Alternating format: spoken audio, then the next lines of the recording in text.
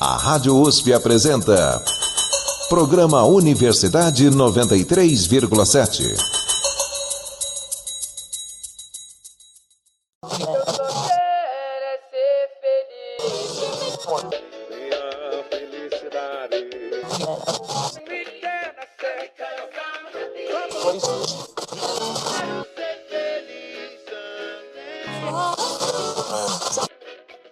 Você está ouvindo o programa Universidade 93,7. Debate: o que é ser feliz? Vem com a gente!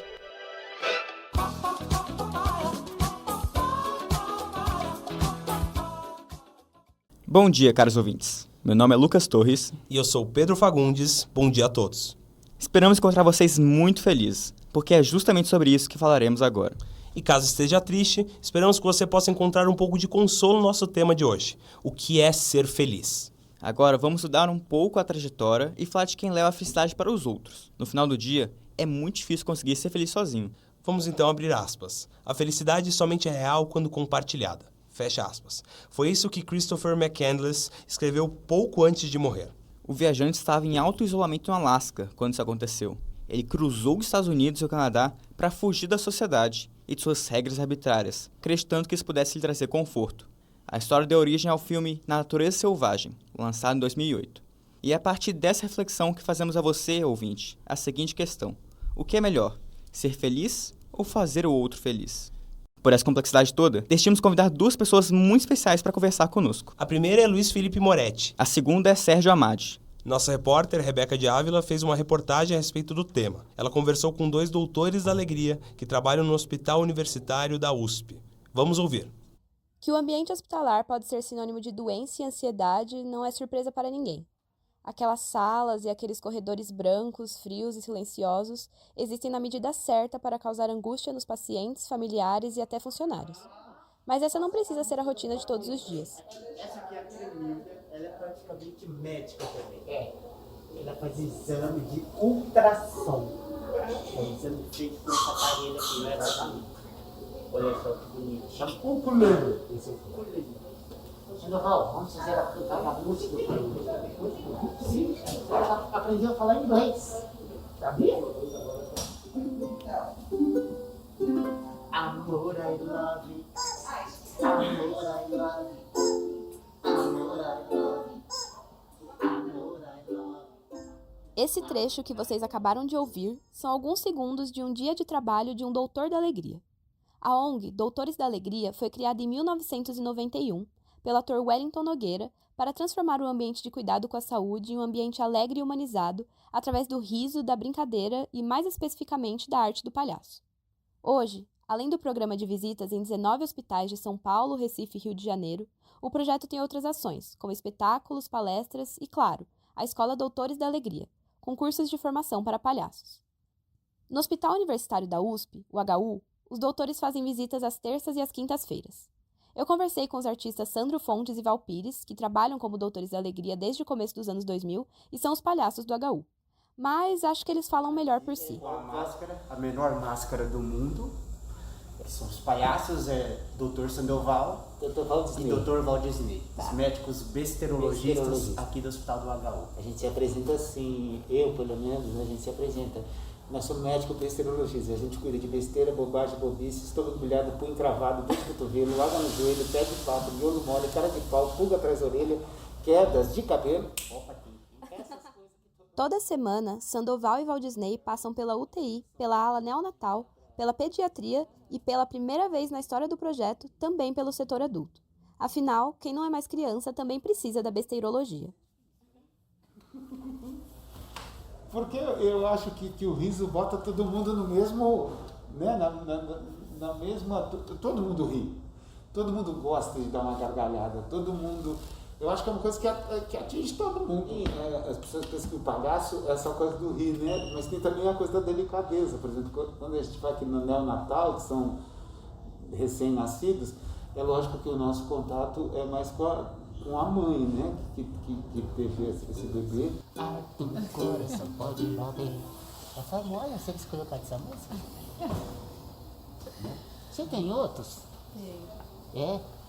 É porque a gente tava querendo saber como é que faz. Né? A gente nunca aprende, nunca dá receita. Todo esse trabalho é gratuito para os hospitais, mas não é voluntário. Os artistas são remunerados através de patrocínio, doações, palestras e espetáculos. Mas apesar de ser um trabalho como os outros, a motivação e a necessidade também falam muito alto quando se trata de um doutor da alegria. Duas palavrinhas que faz sentido pra gente está aqui, e eu acho que faz sentido para as pessoas que estão recebendo a gente, a outra que é necessário. Precisa desse trabalho aqui, precisa, a gente vê como Finalmente, a pergunta que não quer calar. O que é felicidade para Valdisney Sandoval? Acho que é tão no ar, né? A felicidade é uma coisa tão pessoal. E eu acho que é um estar bem, você tá de bem com alguma coisa. Eu acho que isso tá de bem com você e com as outras pessoas. Eu acho que isso traz felicidade, né? a felicidade está em um monte de coisa, é você escutar uma música que você gosta, é você comer uma comida que você gosta, é você estar tocando um instrumento que você comprou, que você gosta, você tá tocando uma música que você gosta. Então acho que a felicidade ela tá em um monte de lugar, um monte de coisa. O que é felicidade, meu amor?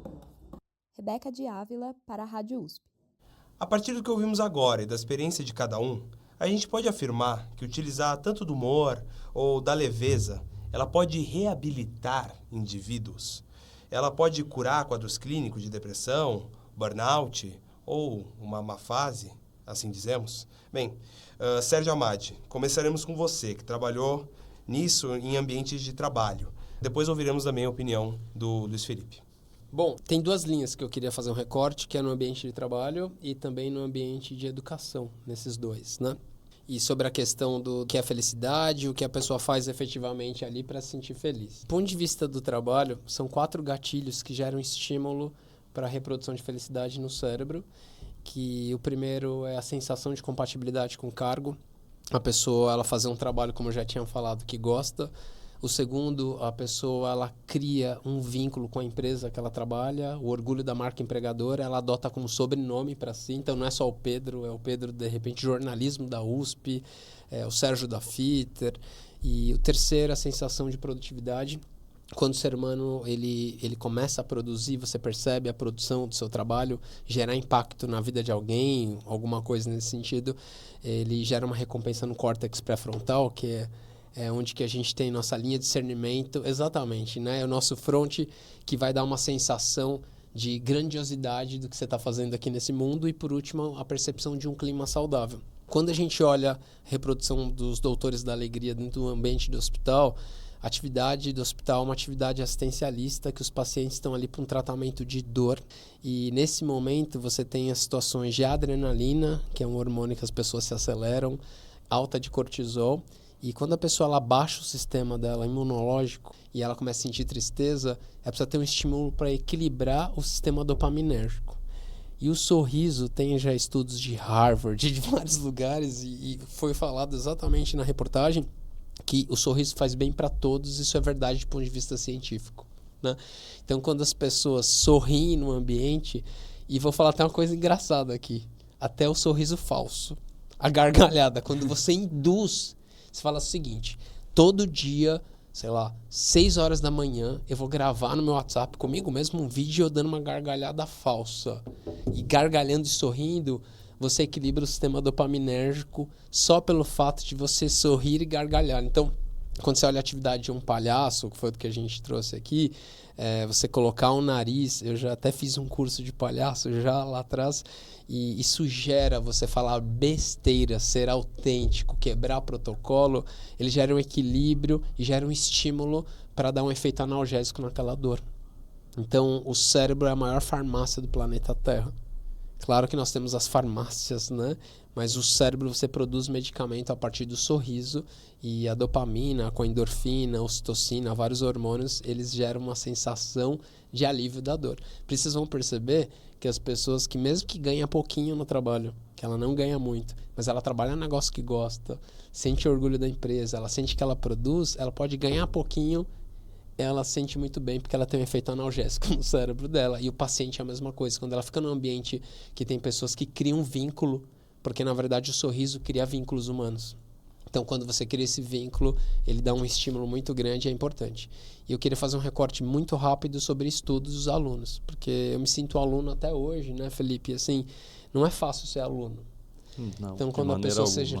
Desde a criança, eu me lembro o primeiro dia, quando minha mãe me deixou, assim, no primeiro dia de aula, me abandonou com os alunos, professores, e aí você, ensino médio, faculdade, e tem muitos dramas. Às vezes você tira uma nota ruim, você não sabe como que você conta para as pessoas, você fica inconforme, fala, a culpa é do professor, né? E falta muito isso na educação. Tem um método que chama eutagogia, que o aluno é protagonista do ensino e da felicidade dele, próprio aluno. Então, hoje é possível medir a felicidade dos alunos, dar feedback para o aluno e ativar o que aquele aluno precisa. Então, está se usando muito roda de conversa, e assim, o aluno ser ele mesmo no ensino, para ele poder reproduzir mais felicidade e sorrir mais. Então, por isso que tem lá atrás, falou de até disciplinas de felicidade para ensinar a população tanto no trabalho quanto na escola e também dentro de casa, porque às vezes o dia a dia na casa das pessoas não é fácil também, né? Então, mas o sorriso induzido, se for autêntico, maravilhoso, mas se você quiser induzir um sorriso e programar lá no seu telefone, todo dia, ó, esse horário eu vou dar um sorriso, você vai melhorar seu equilíbrio de hormônio. Eu queria mudar o ambiente da ciência e ir para o Luiz Felipe. Então, eu queria saber de quadros clínicos, né? Pessoas com depressão, ansiedade, burnout. Como é que vocês lidam com isso lá no templo budista, como comunidade, e também a partir de uma coisa dessa contemplação meditativa? Pela minha experiência, eu mesmo, com a prática dos ensinamentos budistas e, claro, com um mestre que eu confio, que tem experiência com vários casos, isso ajuda você ter, assim, alguém que pode te orientar. Então, lá no templo, nós temos o abade mestre Zhihan, que é um monge que já tem 25, 26 anos de vida monástica, e ele ajuda várias pessoas de vários lugares do mundo, inclusive, não só aqui no Brasil, mas a América Latina, América do Norte, e ele vai nesses lugares como... Ele seria um terapeuta budista, baseado na experiência dele com a filosofia budista. Ele pode avaliar as questões de cada um e também, estatisticamente falando, ele, como já tem vários casos que ele ajudou de várias condições diferentes, dificuldades das pessoas, ele já sabe mais ou menos o que receitar, entre aspas, né? Que tipo de práticas ele pode receitar para a pessoa poder ficar melhor. E eu já evidenciei alguns casos. Então, eu acredito que dentro dos ensinamentos budistas tem muitas ferramentas. Pessoas podem achar assim, budismo é só ficar sentado e meditando. Então, no budismo tem muitos ensinamentos. E, às vezes, podem parecer contraditórios se uma pessoa começa a estudar e fala assim, mas o Buda orientou tal pessoa a fazer isso. E para outra pessoa ele falou o contrário. Mas por quê? E volto ao tema, individualidade. Cada pessoa tem uma necessidade específica e tem vários métodos dentro das práticas budistas. Posso complementar? Claro. Tem muito importante da ciência agora do esporte ali, porque quando a gente fala de uma depressão, de um burnout, só pode ser diagnosticado por um profissional, né? Da psicologia, você tem a psiquiatria e tem um tratamento para isso. E tem as instâncias de depressão e tudo mais. Antes de qualquer tipo de depressão, as pessoas, boa parte de nós, seres humanos, a gente experimenta sensações de depressão em alguns períodos da vida. O pessoal começa a falar qual que é a fórmula secreta para não ter depressão. Então, existe uma equação quase que para isso, que uma delas é ficar perto de Deus, do Deus que cada um acredita, que é a sua parte espiritual. Vou de novo falar do esporte, 4.000 passos por dia. Eles monitoram pessoas que dão 4.000 passos e fazem atividade com consistência. Não é aquela atividade uma vez por semana, não. Então, atividade física, eu faço comigo uma coisa já há 5 anos. Como eu falei, eu corro aqui na USP, eu ando de bicicleta, e há 5 anos seguidos eu tenho um ritual com um treino de 10 minutos por dia de alta intensidade, e esse treino, no 9º minuto, ele reproduz endorfina no meu cérebro. Eu consigo sentir a endorfina no meu cérebro no 9º minuto da corrida, e me dá uma energia muito grande para todos os dias. Eu já estou isso de forma repetida, e quando você repete isso, por exemplo, eu faço sempre 6h15 da manhã, tem uma lógica minha por trás disso. E todo dia isso gera uma programação do neurolinguístico. O que é um PNL? Você reprograma a sua mente, trazendo uma energia extra, como fosse um turbo do cérebro, para você aguentar o tranco do dia a dia. E às vezes eu fico até 11 da noite com aquele turbinho lá, e aí fica minha esposa falando assim, mas como que você tá com energia desse jeito?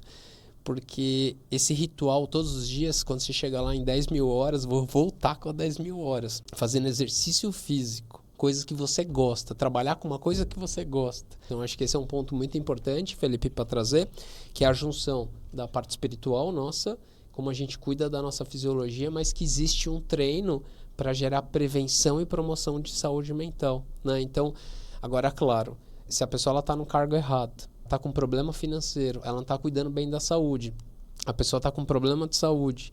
Quando você olha todos esses cenários, aí sim você tem uma tendência de riscos psíquicos nesses cenários. E principalmente eu queria falar de grupos afirmativos no Brasil, quando fala de diversidade e inclusão. Então, grupos afirmativos, quando chegam no cenário de endividamento financeiro e tem os preconceitos combinados, são as pessoas que estão mais vulneráveis a isso. Então, tem estudos também. Eu participei de uma reportagem, acho que foi o ano passado, falando sobre endividamento financeiro e esgotamento mental, que diz que a população, a sua maioria, se não me engano, 80% ou 79% das pessoas que têm dívidas financeiras estão sentindo esgotamento mental. Então, olha só a importância da educação financeira na saúde mental das pessoas. Quem aqui nunca ficou pensativo com aquela conta para pagar que você não conseguiu e que te deixa inquieto? Então, todos esses processos, eles podem desencadear em riscos psíquicos. Então, ou seja, tem todas essas prevenções. Vamos então agora para a próxima pergunta. Queria saber, por outro lado, às vezes é difícil falar em ser feliz, é difícil rir. Na opinião de vocês, começando pelo Sérgio, há momentos que é mais importante ser triste do que ser feliz? Sem dúvida. Eu nunca respondi essa pergunta antes, porque eu nunca respondi essa pergunta dessa forma. Foi a primeira vez que eu estou respondendo essa pergunta. Sim, é importante ter as janelas, né? E as janelas de aprendizagem do cérebro. Então, até Gardner, na infância, a gente tem as janelas que a gente precisa ter aqueles momentos de tristeza para criar o que chama resiliência. Resiliência é um termo da física que significa a capacidade do material voltar ao seu estado normal. E a psicologia pegou emprestado no ano 2000 esse termo para trazer como capacidade do cérebro voltar ao seu estado de equilíbrio. E o equilíbrio você consegue alcançar ele com o equilíbrio da tristeza e da felicidade, ou seja, do cortisol, que é o hormônio do estresse, e da dopamina, vamos dizer assim, e desse pêndulo entre os dois.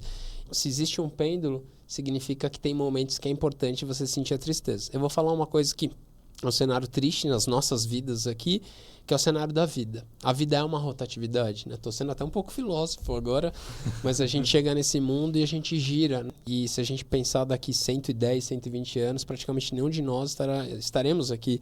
Nem por isso a vida ela é ruim ou é triste, a vida ela é feliz.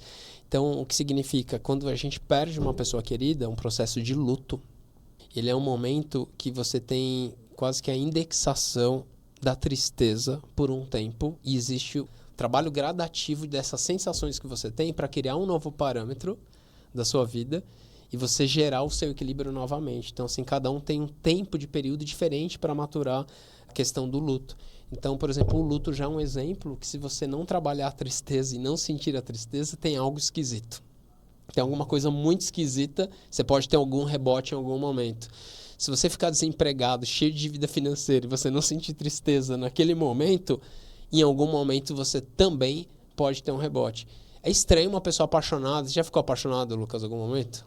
Já. Então, já sofreu por amor? Já. Eu também. Então, quando você tem essa situação de sofrimentos também, é natural, e você tem que passar por esse processo também de tristeza. Então, é um ponto muito importante que sim, você tem os momentos. Agora, o grande ponto é você gerenciar a crise, que é uma outra coisa. Porque, assim, não é fácil não, viu? A pessoa demora, às vezes, 1, 2 anos para recuperar seu equilíbrio se ela não condicionar um treino do cérebro. Então, sim, resumindo, é muito importante você sentir a tristeza nesses momentos da vida. Um dado relevante também de trazer, que os especialistas colocam que o luto é uma das principais causas que iniciam depressão. Então, acho relevante também de apontar isso. Mas, bom, eu vou dar a palavra agora para o Luiz Felipe. Eu queria que você trouxesse um ponto de vista, claro, do budismo sobre isso. Bom, sobre a tristeza. No budismo, uma das técnicas ou um dos caminhos, práticas, chamado atenção plena, ou atenção plena correta. E o que significa isso? É você estar atento ao que acontece com você, pessoalmente, internamente, externamente. Você está atento a você e ao seu ambiente. De forma alguma, no budismo se fala para você, o Sérgio falou, você guardar suas emoções, se você tem alguma situação e dívidas e calamidade na sua vida e você está feliz, então tem alguma coisa errada, né? Na verdade, o que o budismo orienta é você estar atento a essas situações, essas emoções. Porque a tristeza não passa disso, né? É uma emoção, um sentimento, assim como a felicidade. E você saber que está triste naquele momento já é uma coisa muito boa para você. Mas não você apegar àquele sentimento. Eu acho que, falando filosoficamente ou espiritualmente, talvez a depressão pode ser o apego pela tristeza. A pessoa está tão acostumada com a tristeza que ela se apega àquele sentimento. E a euforia seria o contrário, o apego pela felicidade, pelos desejos. Mas a maioria das pessoas, como que nós funcionamos? Tudo que eu não gosto, que me traz a tristeza ou o sofrimento, eu quero me afastar. E o que me traz prazer, me traz felicidade, eu quero agarrar aquilo. Mas esse movimento de afastamento e apego é a mesma coisa, só que com polaridades diferentes, né? Então, as duas coisas são apego. Então, apego por não sentir sofrimento e apego pela felicidade. Mas se você souber, o que a gente está fazendo aqui agora? Estamos num debate, numa conversa. Eu estou feliz. Estou feliz de poder compartilhar com vocês. Mas pode ser que eu saio daqui e discuto com um amigo e aí eu vou, nossa, fiquei triste. Mas se eu me apego a esse, eu estou feliz, mas já passou a entrevista, já passou essa conversa. E se eu me apego à tristeza, mas já passou aquele evento. Então, é um apego. Você saber o momento presente. Agora estamos aqui. Então, felicidade. E depois, quem sabe? Queria complementar, porque o que acontece, eu faço um cálculo que nos próximos 10 anos, a gente vai aumentar a quantidade de pixels que a gente enxerga por telas. Computadores, celulares. Mais ainda? Mais, Uau. Muito mais. E já existe uma nova síndrome que chama síndrome de burnout digital, que é o burnout ocasionado pela parte oftalmológica e cerebral, de você ficar muito tempo, que mostra que crianças que você olha no restaurante estão lá com o celular o tempo todo e que tem até recomendações do OMS, Sociedade Brasileira de Oftalmologia, falando que qual que é o tempo que você tem que olhar nessas telas, da quantidade de caracteres que você lê. Então tem muitas recomendações. Então a gente ainda tem esse detalhe da tristeza acentuada porque está todo mundo com o celular. Então, assim, em vários momentos, com aquela tela, aquele pixel, com um bombardeio de informação, ele ainda é um outro desafio que existe na sociedade de como a gente equilibra a vida online e offline. Então, era só uma aspas que eu queria trazer aqui do equilíbrio dessa vida. E um ponto bem importante, né? Às vezes na vida, quando as coisas estão muito difíceis, chega aquele momento, cada um com o seu Deus, com a sua religião, e fala assim, Deus, dá uma força que estou precisando de ajuda.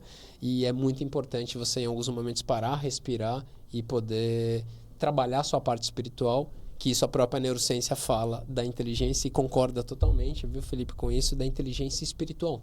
Então, uma das inteligências faz a gente reconhecer qual que é a missão da nossa vida, por que a gente existe e por que um dia a gente vai morrer. E quando você tem essa resposta, você consegue ter um melhor entendimento de processos de luto, de tristeza. Bom, então só complementar o que você complementou. Eu encontrei no budismo essas respostas. Para mim, foram muito satisfatórias. Compartilho com quem quiser buscar nesse meio. Muito legal, Felipe.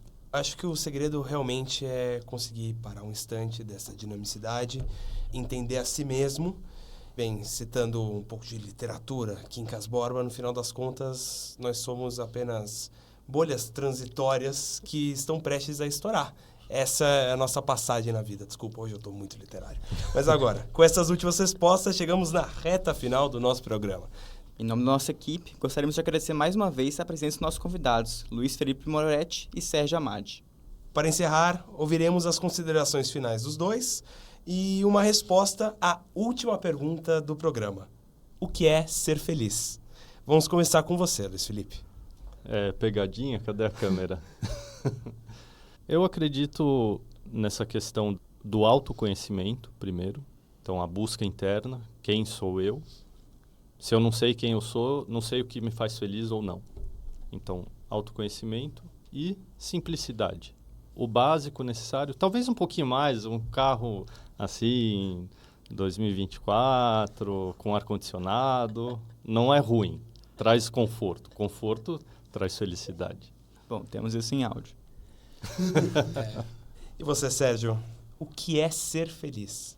Muito bom. Primeiro, as minhas considerações, quero agradecer muito Pedro, Lucas, Felipe. Fiquei muito feliz aqui, sem trocadilho, no dia de hoje. Gostei muito de conhecer vocês, os bastidores aqui também.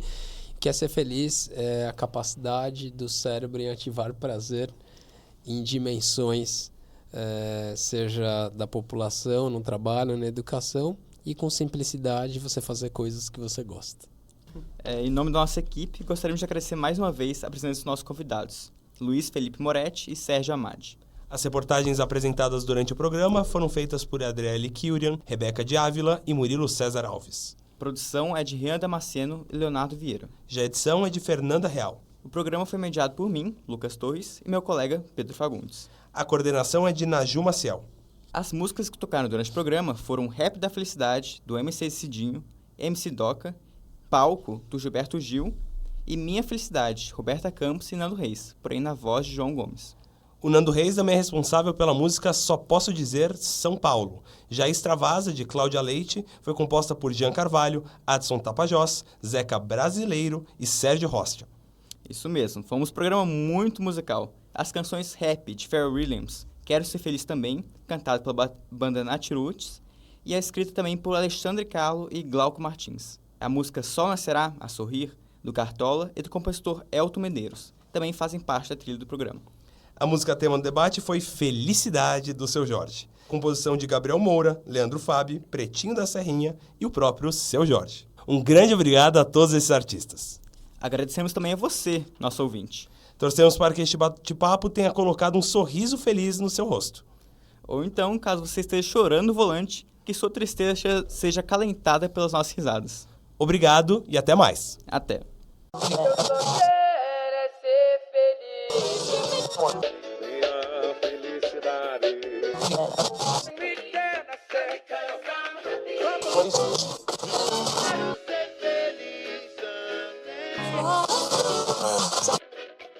Você está ouvindo o programa Universidade 93,7. Debate: o que é ser feliz? Vem com a gente!